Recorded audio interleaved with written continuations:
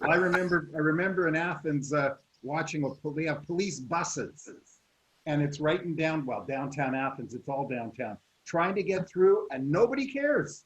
It's sitting behind people. Woo, woo, woo, woo. Yeah. It's so true. I'm gonna go with the video, guys. This is a video. It's from a movie called Crazy People about the advertising industry. It's a little dated. Dudley Moore's the star. Daryl Hannah being one of the co-stars. It's very politically incorrect, just to warn everybody up front. Perfect. Second here. Here we go. Sir, I literally had to wait another second. You were supposed to show me these before the...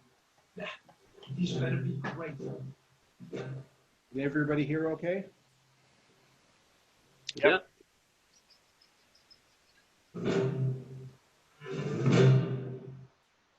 Is this some fucking joke?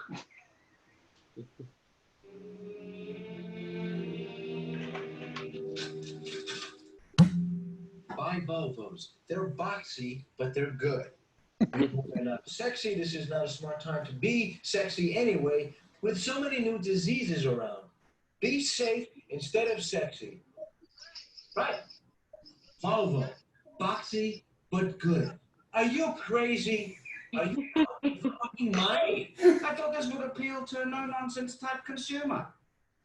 Who the hell ever heard of advertising that a car is boxy? Oh, they are boxy. They are boxy. An intelligent buyer knows that. Hey, it's not for the public anymore. Let's not lie, Steve. Let's level with America. We can't level, you crazy bastard. We're in advertising. This mouthwash kills germs. This dishwashing liquid softens hands. Hey, seriously, do you know anyone who soaks their hands in dish soap? If you saw your mother soaking her hands in dish soap, you'd call for a bloody ambulance, wouldn't you?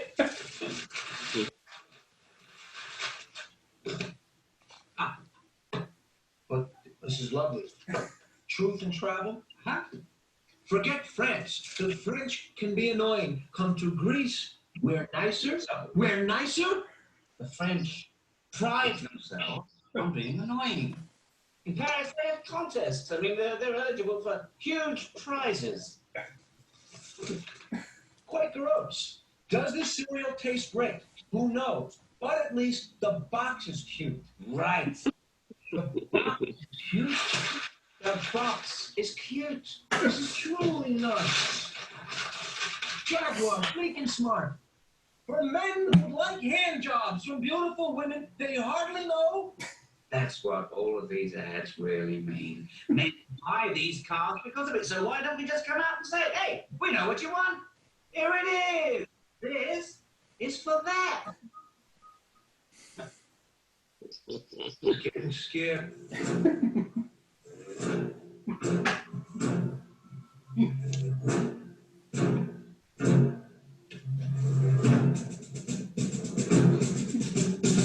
Metamucil.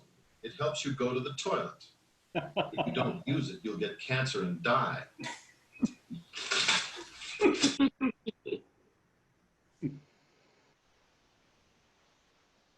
Paramount Pictures presents The Freak. This movie won't just scare you, it will fuck you up for life. I want to know how the fuck the word fuck gets in the New York fucking Times. Stop pretending. If you look like this, then you're fat. In fact, you're a fat slob. Do something about it. Want to stop sweating on relatively cool days? Get to a phone. Call VitaFlex toll-free. If you call now, we'll send you a free plant. A free plant for fat slobs. I'm so fired, it is unbeatable.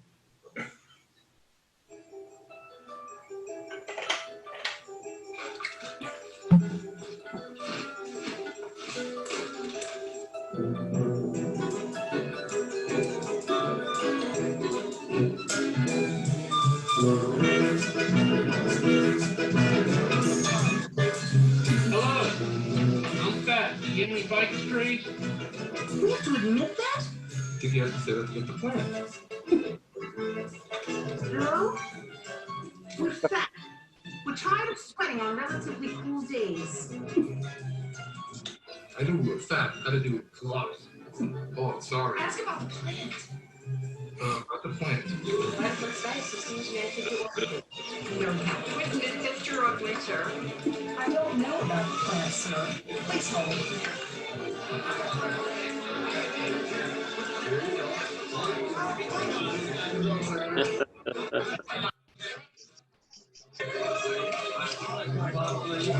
Sorry, folks, I haven't anymore. There's a lot on that list. That's it. I'm gonna try Puerto Rico. All right. All right, so let's go back. Brings Good me morning, back to my everybody. youth. Morning. Good morning. Let's go to share screen. We're going to this one. So this movie is from a long time ago. One sec.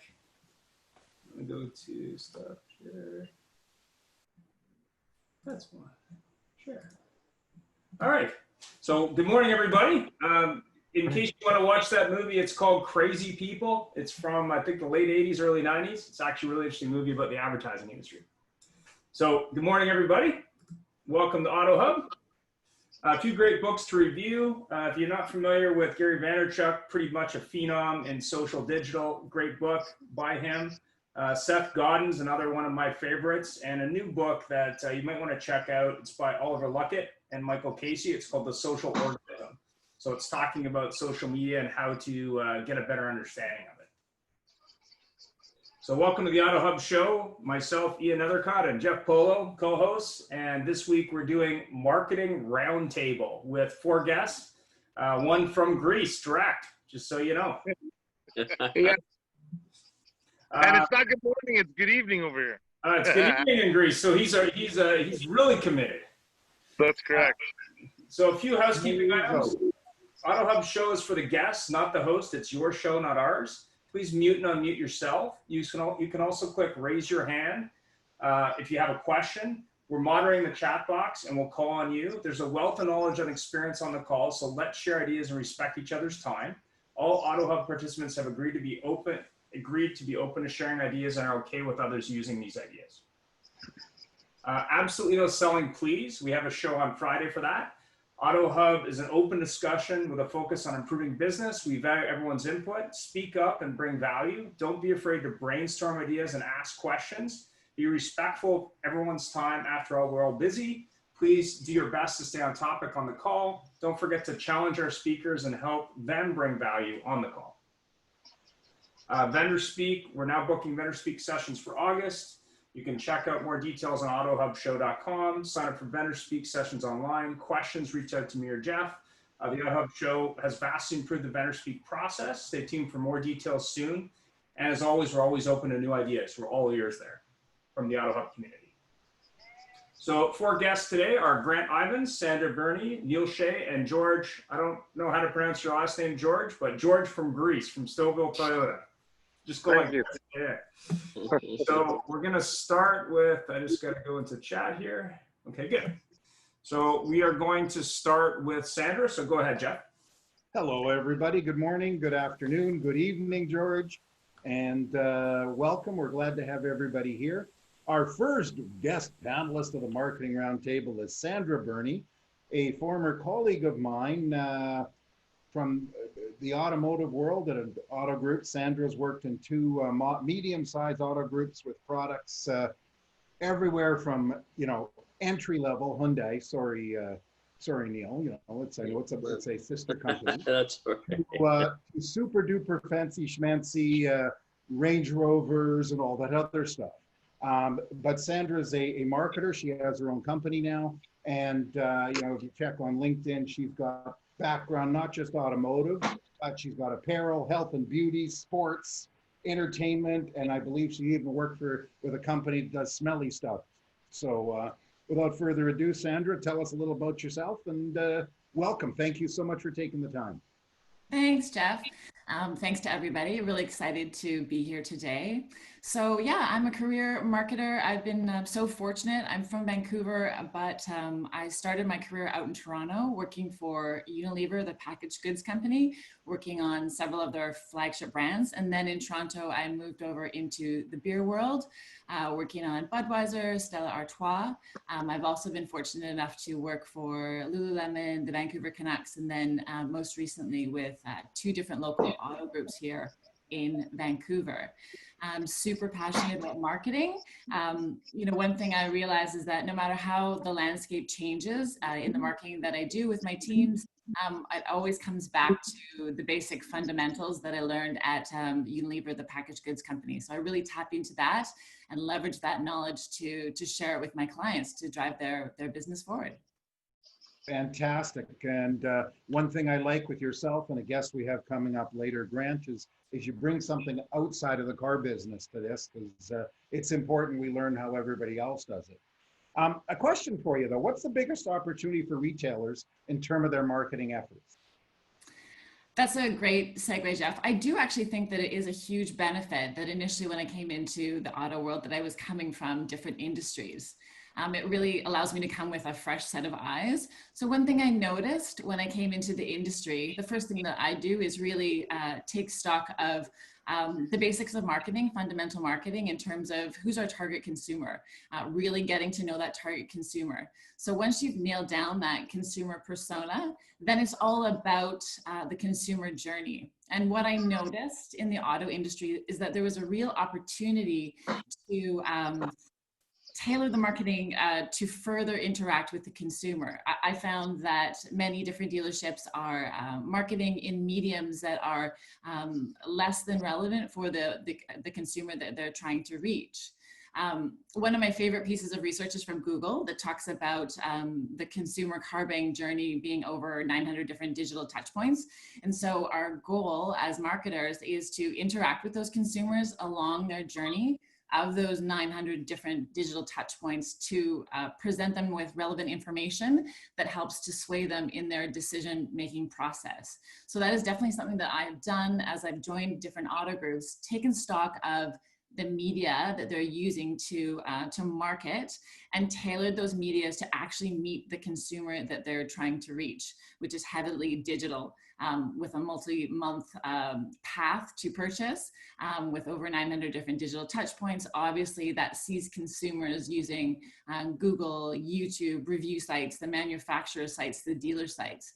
And the key to success is connecting with those consumers along the path with relevant information. And obviously the stats say that you need to connect with the consumer multiple times to reinforce your messaging and to drive the point home to the consumers, to get them to your website, to get them into the dealership, to allow for that conversion. So I have a quick question for you, Sandra. What are some of the most impactful tactics you use to drive sales in new and pre-owned vehicles? That's a great question.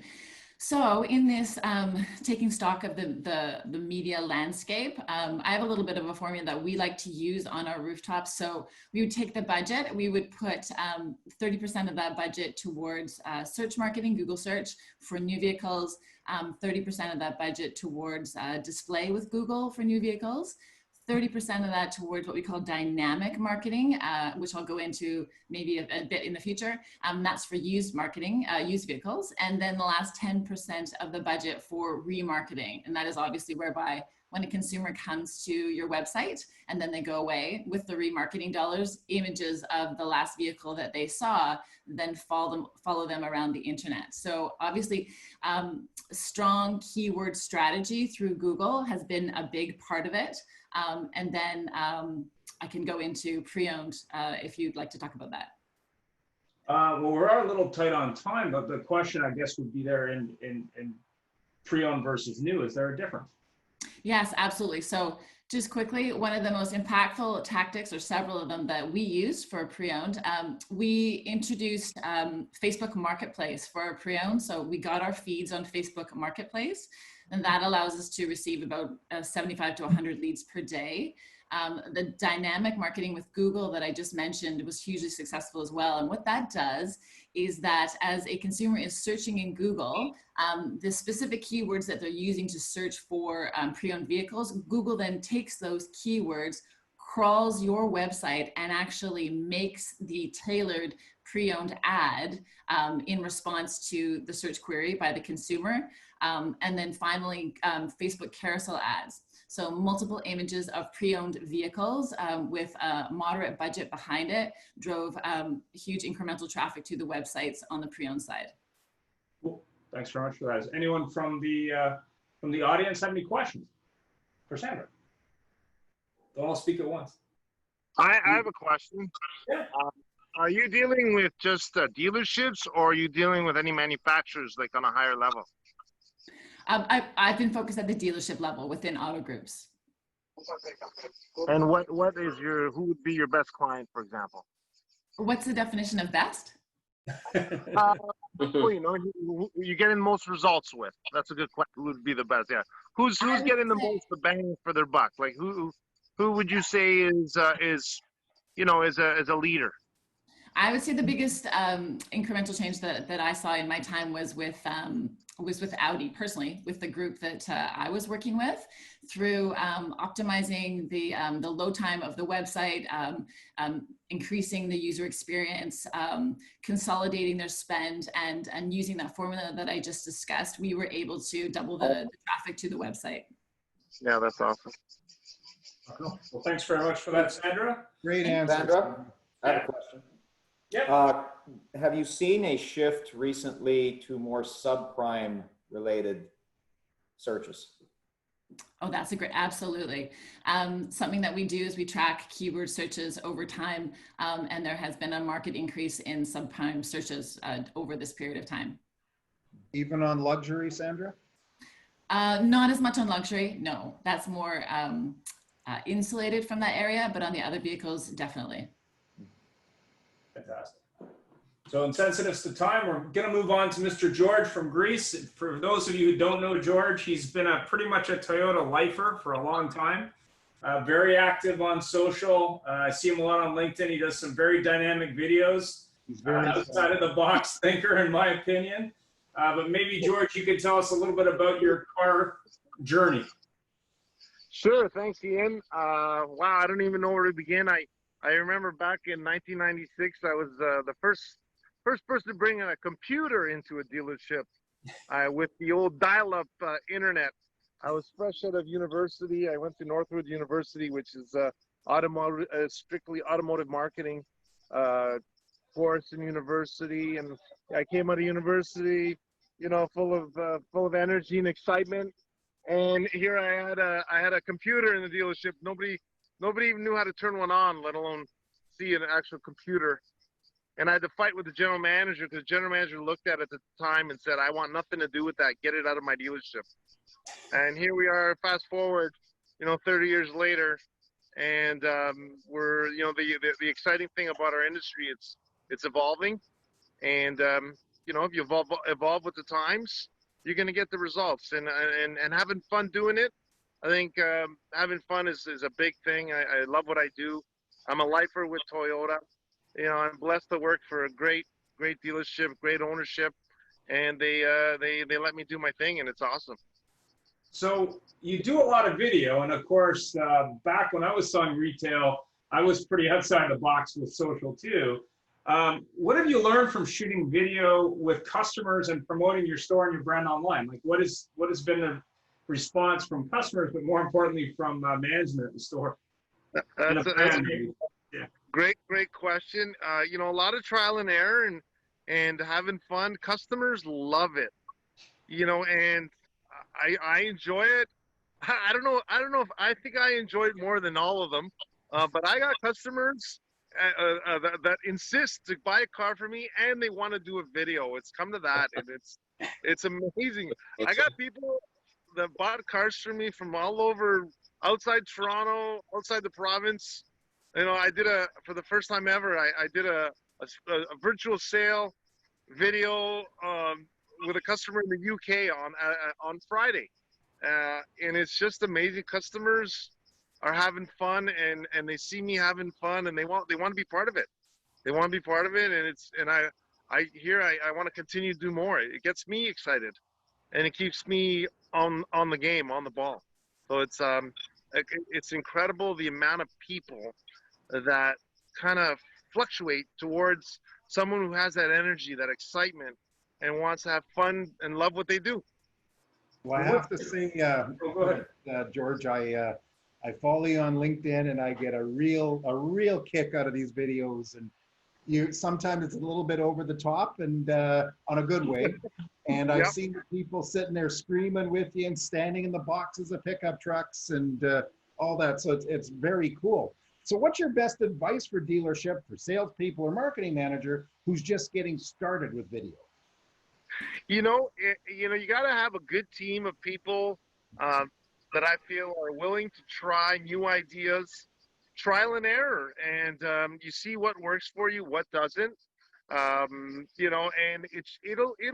it takes a lot of work.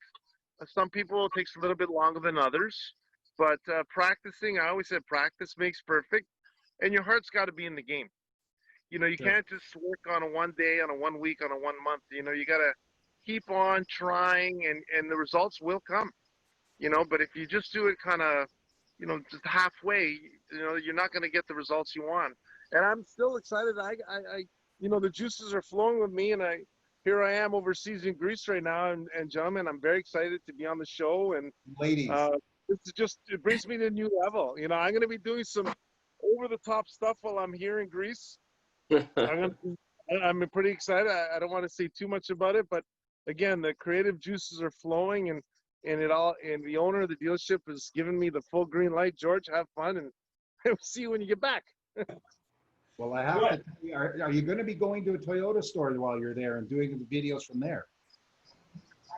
Actually, that's good. Never thought of that one. I want royalties. Yeah, okay. Okay, no problem. Food's on me. No problem. I'll send you some Greek food or some food boil. Well, that's actually a great idea. The dealerships here are a little bit different than what we're accustomed to. It's actually a privilege to own a car, especially a new car in this country. They're very expensive. The interest rates, gentlemen, are close to 20%. And when you own a car here, it's almost like you own that car for life. I think, Ian, you said you switch your cars every 3-4 years, or Jeff, I forget who it was. And here, it's normal to have a car 20, 30 years. I got family, since I've been coming here as a kid, they still own the same car.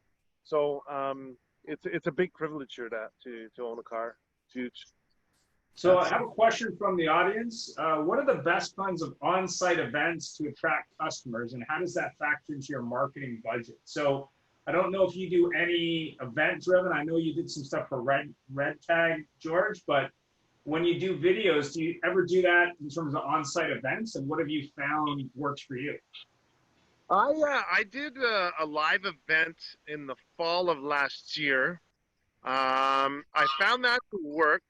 The live was pretty good, actually. On Facebook, I did a live on Facebook, and it brought in some traffic.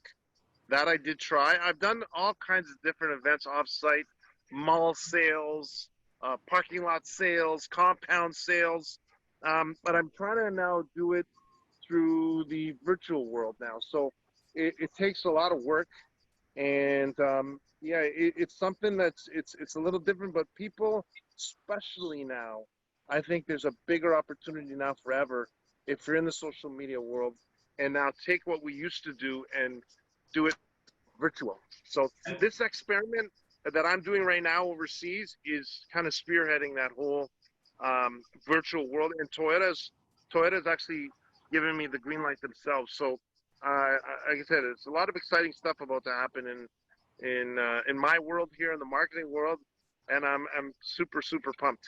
And how long have you been doing videos? Believe it or not, I've only been on social media for about 1.5 years.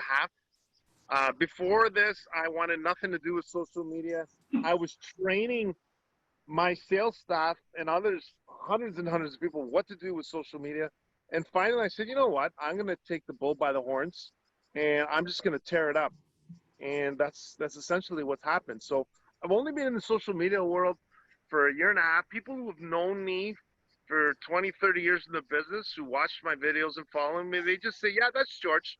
That's him. So I personally haven't changed myself, but now I've opened it up. Yeah, I just opened it up to the social media world.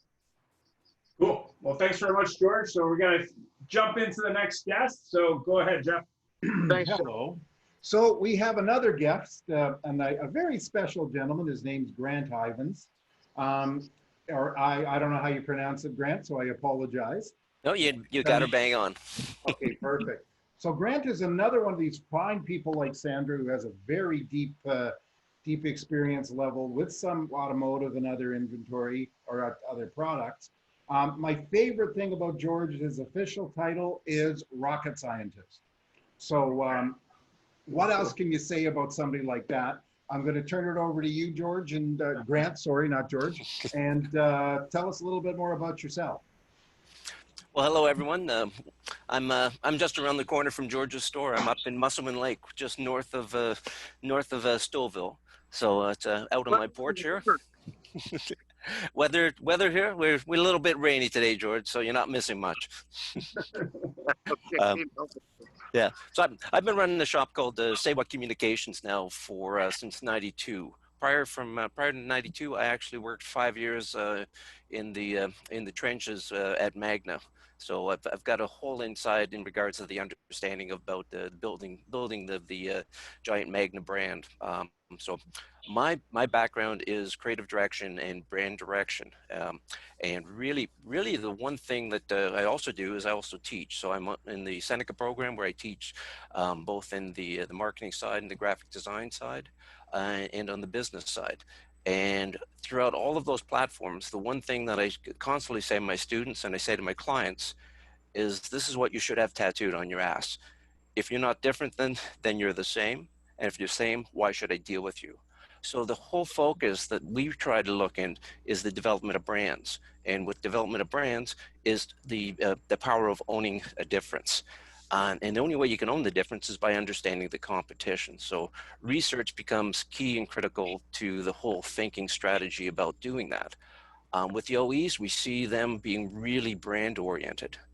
With the dealerships, not so much, because brands are really built on consistency of time and consistency of message.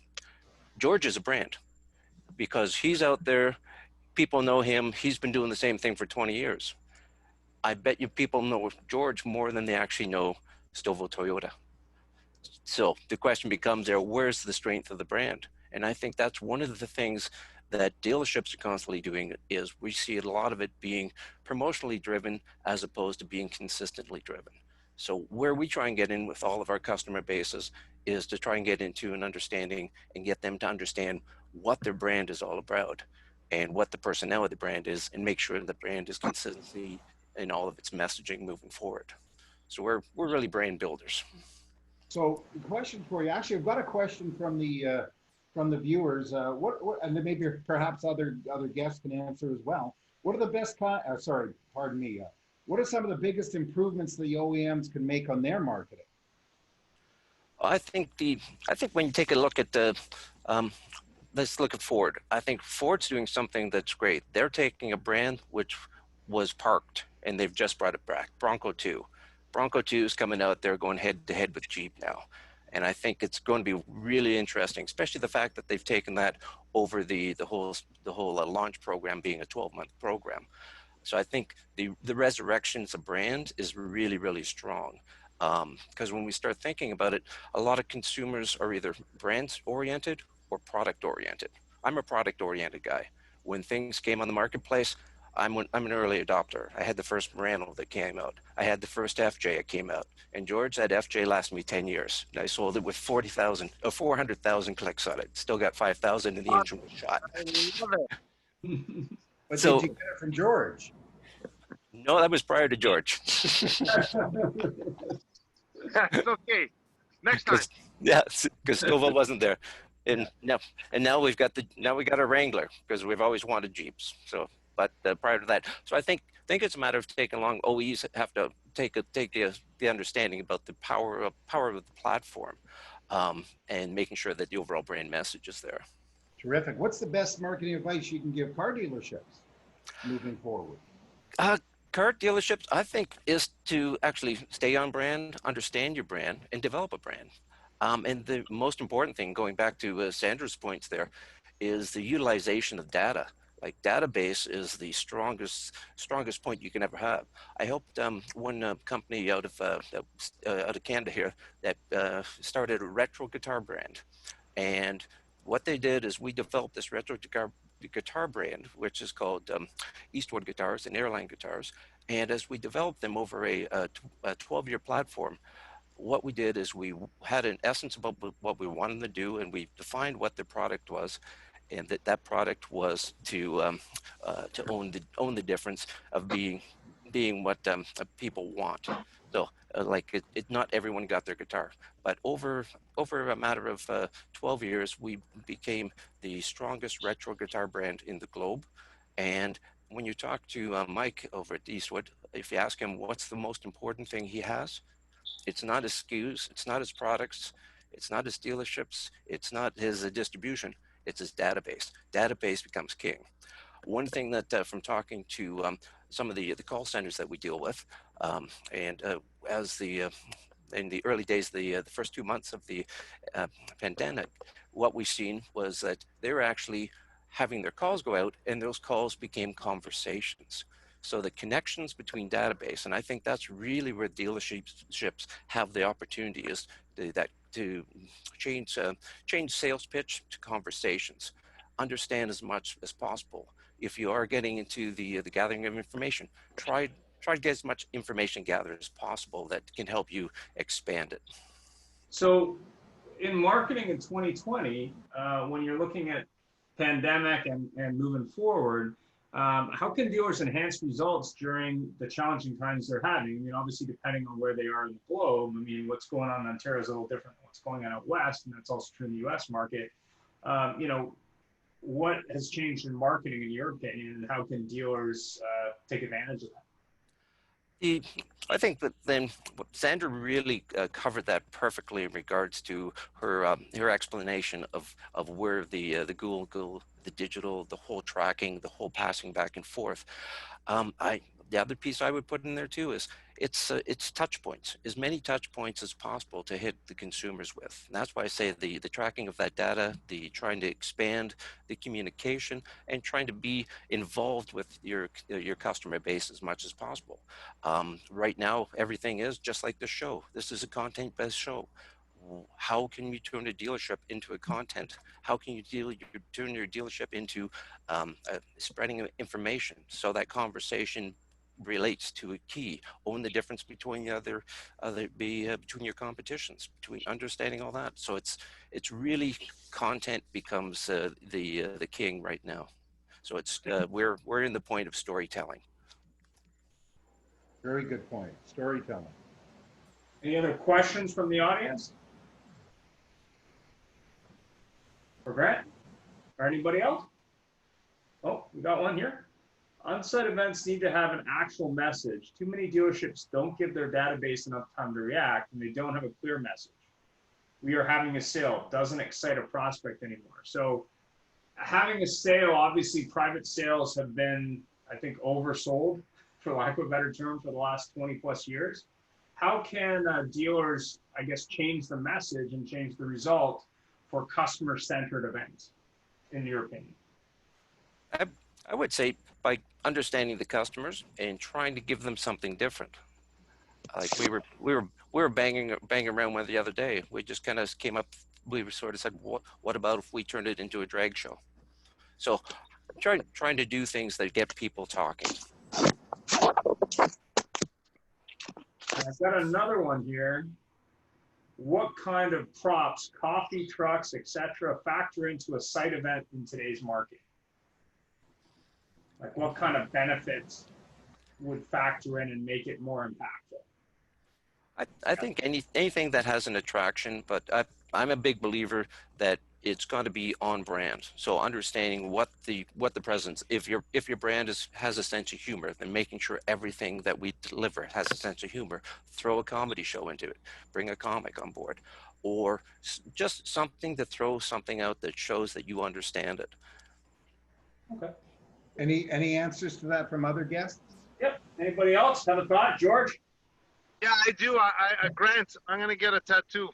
So what was it again? Say it again. If you're not different, you're the same. Why should I deal with you? Why should people come to an event? Versus not Doing for our customers. Yeah. Any thoughts, Neil? Any thoughts on events? No, I think what's important, I think Grant covered it very, very well, and I'm on the same philosophy. It's all about the branding, right? So as long as you get the eye appeal, the attraction, but never lose sight of the story that you want to tell, I think that's very important. And Sandra, any thoughts on events? Or yeah, I can give an example. With one of the Volkswagen dealerships that I dealt with their brand, they had fun. They had a lot of fun with their database. So in some of our more successful events, we were having fun with it and engaging the consumer. So when the consumer came in, we engaged them in various different sort of games per se in the dealership, which allowed them to save money. And actually one of the more successful tactics is we had one of those wheels, those spinning wheels. And when a consumer was purchasing a vehicle, they got to spin the wheel and they would land on, say, for example, something that said, save $1,000 on 2 of these products. And there's something in the psyche of a human to say, okay, I just won $1,000 free dollars.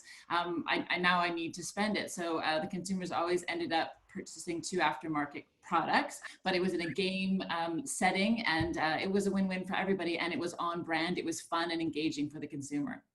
one of the ones that I actually was exposed to 20 years ago, which probably would still work today, was printing out custom scratch and win tickets, not only for event-driven things where customers can scratch them off, but also for a customer who leaves the store who maybe isn't ready to make a decision, where basically it applies a discount to that purchase when they make it. And it's a very, very smart idea, I thought, and it was unique. I hadn't seen that before. So that was one that I thought worked really well. The one thing, Ian, just to kind of make a comment real quick, if you don't mind, is the one thing that seems to be always coming up is if your staff in your building are not excited about your sale, your customers never will be. And we get, in our industry, just another private sale. Oh, we're going to have another one. We have one of these every month. And now we're supposed to reach out to our database and be all excited and say, hey, we're having a sale. And the people that are reaching out are probably more bored with it than anything because it hasn't been reinvigorated and it's just the same old thing being rolled out and rubber stamped, and we'll do the same thing we did last time, and let's do what we did in May and all that kind of stuff. So I think it's really just keeping it fresh, keeping it exciting so that your people are excited and your customer can be excited. Right. Appreciate that. So I'm going to be introducing Neil. So if you're not familiar with Neil, he works at Uptown Kia. Been following him online for a long time. Very dynamic content out there promoting the dealership and also the brand. If you're not familiar with Kia, they're on a tear right now with the Telluride and other products. So Neil, maybe you can tell us a little bit more about you and what you do. Thanks again, Ian. Born and raised here in Cornwall. I work for Uptown Kia. We're an automotive group, several dealerships. We're a population of 46,000. So it's putting out the story. You know, I think every guest here has talked about something that is very near and dear to my heart. I know that Grant talks about branding. George is the heart. Sandra is driven. That's what marketing is about, and that's what I try to bring to the table, especially every single day with posts that I put up about Kia. And it's not just about the power to surprise, but it's the power to tell the story and never to give up that story. It doesn't matter on wing days, bad days, good days, no days, selling days. You have to keep striving for that perfection. Right. What support and feedback helps you the most from the OEM, dealership management, or customers online? I mean, I know you do a lot of brand-centric stuff. What is the OEM's opinion of that? Do they give you any feedback on that at all? Actually, it's funny because I get tremendous amount of feedback in terms of what else is going to come out. What else can we do to make the brand better? The feedback I get is it's global, because if you see my posts, I don't strictly stick with Canada or North America. I try to do globally, and there's a reason for that. You know, I try to make Kia not just a story that is local, but it is that it goes not just in the global aspect of it, but just to tell the story from different countries. You know, I'll give you an example. I had a marketing meeting with Kia Motors Europe just 2 weeks ago, and it was fascinating to see, you know, their perspectives on, you know, how the market is right now in Canada. You know, I can speak from a Kia standpoint, from our local dealerships standpoint, that we're selling more used than new. But it's the story. Once again, I have to keep coming back to that. And that's the feedback I always get, is that, okay, Neil, you posted about the Telluride, you posted about the Seltos, tell us what else is coming. You know, what else can we do now during this pandemic time, you know, to drive customers to come in, to educate them. So these are the type of things I get, not just from, you know, not just from corporate itself, but, you know, from our sales team, our management team. So for me, it's always understanding and listening. I think that's what marketing is all about, and the feedback that I love to hear, and listening to all the guests today has been fantastic, because there's a perpetual theme here, and that is tell your story, tell the brand, and keep driving towards it. So fantastic. I have a question for you. Like our friend George, you're very active online, although you're a little bit more low-key. Promoting your brand, the dealerships, what tactics or content have you found works best for them in your experience? In my experience, I think what's important is, you know, for me, I'm very fortunate to be linked in with all the media sources with Kia. So, you know, my day starts extremely early, in which I can, you know, review everything that's happening out there in the Kia world, as I like to call it. But it's also understanding what the other dealerships are doing, what the other brands are doing, not to per se to step on their toes, but to understand, you know, the evolving market. I mean, I'm sure every guest here can tell us, like all my colleagues here can explain that we learn from each other, right? And the days that are tough, and I know, George, I'm sure you could attest to this, you're gonna have days where you may have posted 3 or 4 videos and you must have been like, wow, these are probably my best work. But then those days are not those best days. It's the days that where you grind, the days that you fight for it, the days that you understand that it's not just representing the company, you're representing what the company represents, its story, your dealership story, the local level. That's what attracts for me, for our customers and our demographics. And that's important, right? So it's to have, once again, coming back to the 3 terms that our guests have spoke today, Grant, George, and Sandra. It's all about the brand, it's about the heart, and it's about to be driven. And that's what I like to try a little bit to bring to the table. That's fantastic. Good job. I've got a question for everybody, but I guess it's for Neil as well. And maybe everyone can chime in on it. How do you keep your brand message look and feel consistent across multiple platforms? And have you used new tech like TikTok, for example? Are you asking me, or? Yeah, I'm asking you, but everyone can chime in. We got time. So. Well, I mean, for my perspective is that yes, there's obviously new platforms out there, and I'm not going to sit here and tell you that I know them perfectly, but you know, for me, and I can only speak for myself and our dealership. The regular norms, Facebook, Twitter, LinkedIn, Snapchat, Instagram, these are the things that actually work for us. TikTok in our demographics, it hasn't really been proven as of yet. So it's something that we are looking into, but I can't talk to that aspect of it. I can only talk to what does work, what works for us. I can chime in on that. Okay. So on the brand side, a brand platform that I learned when I was at Unilever is every brand has sort of like a brand key. And this brand key is the definition of the different elements of the brand.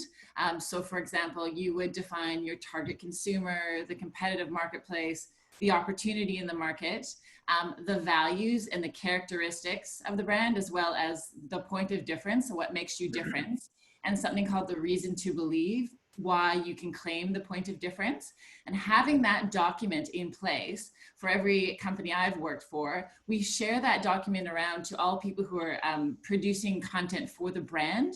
So as you're producing content, you review this document and you go particularly to, say, for example, the personality, the values, and the characteristics, and you run the content through your head to say, is this consistent with how we have defined our brand? It's sort of a shining star that provides direction to you. And I have another question. That too is go ahead. The question about using a tool like Sprout Social to post to multiple platforms, or is it individual to each? Sandra, maybe you could answer that one. Oh, should you use something like Sprout Social? Yeah. Yes. Yeah, we've used Hootsuite in the past, and it's an invaluable tool to plan and schedule out your content. And that obviously works part and parcel with a content calendar that you would have, for example, in like a Google Share Doc, so that you can visually see on every day of the month which channels you're using, which messages you're putting out to provide the varied content that you need to tell the brand story. And I have a kind of a different question. I'm not sure if anyone can answer it. How would a supercar manufacturer get their car into a large number of dealerships? I have no idea how to answer that question. I don't know if it's on topic at all. Give it to me for about a month. See what I can do with it. There's another question here that's actually we overlooked, and our apologies, Marilyn. It looks like it's directed to Neil. In your online marketing, how much client or new customer interaction do you get? And what do you look for? How do you qualify your responses? Great question. We always tend to, our demographics here is between the ages of 18 to 36. So we always see always getting new customers. Actually, that's a very good question, because last week we had a customer that came in and said, listen, I'm not a Kia, I don't drive a Kia. I won't mention the brand that they did drive, but I don't drive a Kia, but I saw these posts about, the new Stinger that's coming and the videos, and it's just amazing. Tell me more about the story. Tell me more about this this vehicle. And it's funny because they call me downstairs to just to talk to the customer, and it wasn't about selling. It was about, like I said, just telling the brand. So I always find that if you talk about different vehicles from different parts, I'm strictly talking here about Kia, globally, you entice somebody to leave you a message on Facebook, give us a call, or even just come into the dealership. So it's always about putting things out fresh, things that, and it can't always be good. That's one thing I didn't mention before. In a marketing aspect, it should be fair. There should be pros and cons about your product or any other product, so that you give the customer, new or used, new or old, coming in, saying that, okay, they're fair, they're honest, and that's what we want to go for. So I always find that by telling the story, keeping it fresh, there's always new numbers that come in. Is there any other questions from anybody, or anyone else have some final words? We're a little tight on time. Well, I'll just pipe in for a second. I wanted to thank everybody. This has been very enjoyable, nice interaction with each other. And George, I don't think you're going to get that supercar, but I'll work on it for you. But one thing, Neil, that you made a very, very, very good point on is the used cars. Because 20 years ago, Kia was a brand that used car dealers got to be legitimate. And then Kia started selling new cars. And so that was just a very interesting comment. There is a question here too for everybody. What's the difference before COVID and after COVID in the marketplace and in marketing? I can chime in on that one. COVID put everything to a complete stop in, the GTA and most of Ontario. However, since we've been able to kind of get back to selling, it's exploded for me in my world. And there was a little bit of a pause there, but the months of June and July, things exploded on my end. You think you want to comment? Demand? Oh, go ahead. I'm sorry? George, do you think it was pent-up demand, or people just suddenly wanted to just I think it's a little bit pent up in demand, you know, and I think also the fact that a lot of people, you know, they spend their money for different things, and right now that people kind of stayed home for a while, and the homes become a big thing, the cars becoming a big thing again. So I think it's helped the auto industry temporarily. I mean, it's hard to say. We still have a long ways to go to get back to some kind of normality, but I think it's been a good thing for the auto industry, and it's going to get bigger. Does anyone else want to chime in on the COVID question? No? No one else wants to chime in? Not a problem. So don't miss our next week's show. It's going to be on Customer Experience 101 with Katie Maris. She's a brand experience expert from the female point of view, and Vic Kovacs from Dealer Intelligence. They're going to be speaking next week on AutoHub. And just a quick video from Vendor Speak from Paul Iacobazzi, who was a speaker. It's not very long, but this is his thought. Hi, my name is Paul Iacobazzi. I am the auto trainer. Recently, I was a guest speaker on the AutoHub Show. Jeff Polo and Ian Nethercott arranged a very professional format, advertised it, marketed, and networked it. The results were tremendous. In addition, they also recorded the event, edited it, and sent it out to all the colleagues and associates associated with the AutoHub Show and many more other people. The AutoHub Show is the real thing, and I assure you one thing, you will get the results and you will not be disappointed. Thank you for watching.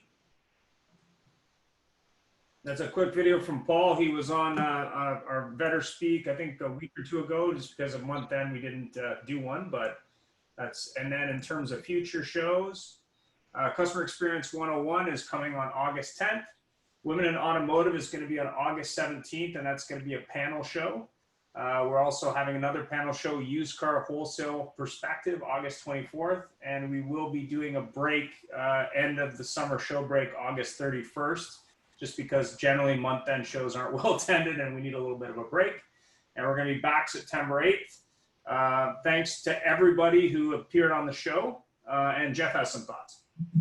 Yes, and definitely thank you, everybody. We've got a lot of new people here and new people tuning in. A very, very nice comment from Marilyn out there. Just a great experience, which we know it's a great experience coming on AutoHub Show. The Vendor Speak I want to just quickly touch on, because this is a way for our guests or anybody who wants to reach out to a crowd and sell their wares, talk about what they do and promote themselves to people. And one thing that Paul found is while he was on, there wasn't an enormous amount of people watching, but he's been able to send out his recording to people. And it's almost like having a semi-professional, because for the next 3 weeks, we're not charging. Somebody created a nice promotional video for them that we in turn gave to them to send out to their connections. And it's separate from this. And I do want to say I appreciate every guest that we've had that has not sat there and said, come to sbernie.com and come to see how you do it, or, you know, Grant selling his Magnum made rocket ships. And great show. I really enjoyed it. George, thank you so much for piping in from the fine Mediterranean seashore, and we're jealous. And, I appreciate it. Thank you. Great show. And thanks everybody else as well for all the thoughts. Thanks for all the questions. There was a lot of them. And of course, if there's any other questions, bear in mind that the speaker's information will be featured on the website. We do now have a Facebook and YouTube and LinkedIn, so it's all there. And if there's any other questions for Jeff or myself, just ask. Have yourself a great week, and appreciate the time. Thank you very much. Thank you very much. Thanks so much for having us. Thank you all. Bye. Bye. Bye-bye. Guests, if you want to hang on for a minute with any questions or anything. Hey, good to see you again, Barry. Gentlemen, right on. That was fantastic. Yes, thank you. Thanks very much. Very, very nicely done. Very, very nicely done. Thank you Good very job. much. Thanks for having me. Sorry, I had some technical support, but thank you. Yeah. Take care, gentlemen. All the best. Thank you. Bye-bye. Thanks, Grant. Okay, see you guys. Take care.